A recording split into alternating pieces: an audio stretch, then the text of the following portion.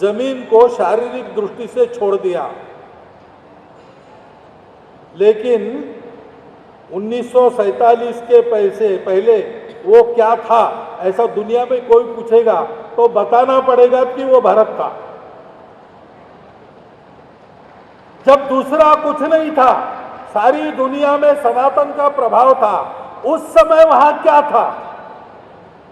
वही भारत था। सिंधु संस्कृति थी, वेदों के उच्चारण होते थे, भारतीय संस्कृति के त्याग के मूल्यों पर चलने वाला जीवन चलता था।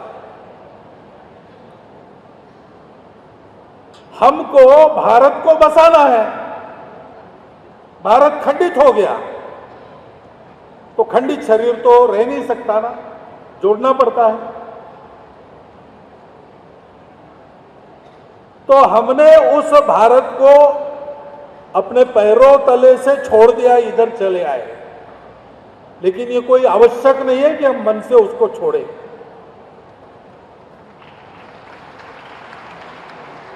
क्योंकि हमारे साथ उस भूमि का जुड़ाव, केवल सिंधी भाषिकों को नहीं कह रहा हूं मैं, भारत के साथ उस भूमि का जुड़ाव, सनातन धर्म संस्कृति हिंदू समाज के साथ उस भूमि का जुड़ाव, ये तो नाम से ही शुरू होता है।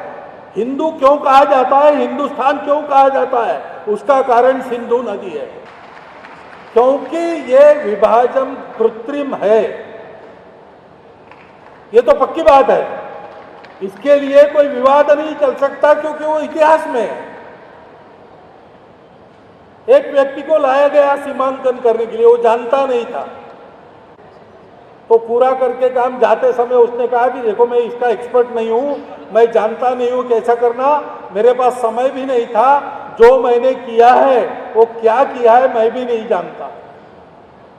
ऐसा ये विभाजन है और कृत्रिम है। उस समय योगी अरविंद ने कहा था कि इसको जाना पड़ेगा। आज जिसको हम पाकिस्तान कहते हैं उसके लोग कह रहे हैं कि वो गलती हो गई, ये गलती हो गई, सब कह रहे हैं, सब मानते हैं।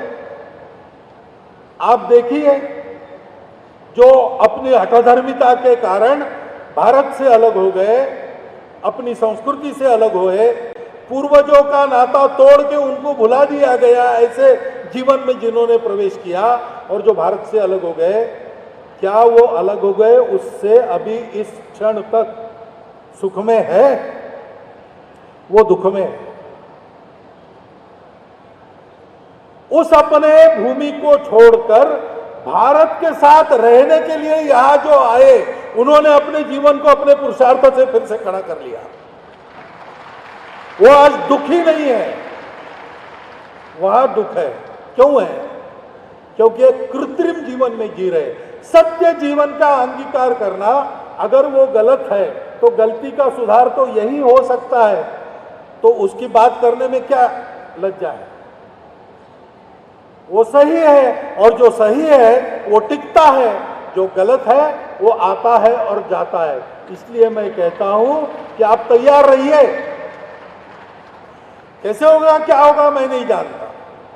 मेरे कहने का कतई ये मतलब नहीं है कि भारत आक्रमण करे पाकिस्तान पर, गलत बात है।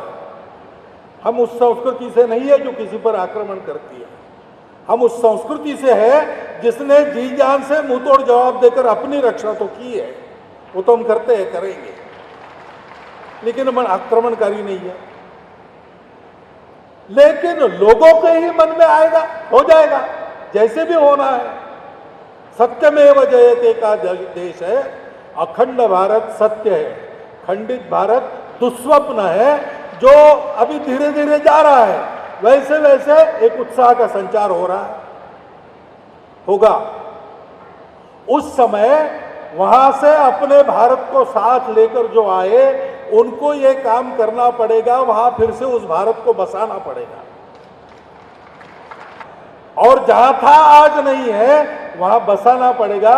तब हमको वो करना पड़ेगा, क्योंकि हम जो यहीं पैदा हुए, जैसे मैं नागपुर में, हम उधर भारत किस रूप में आपने स्थापित किया था हम नहीं जानते।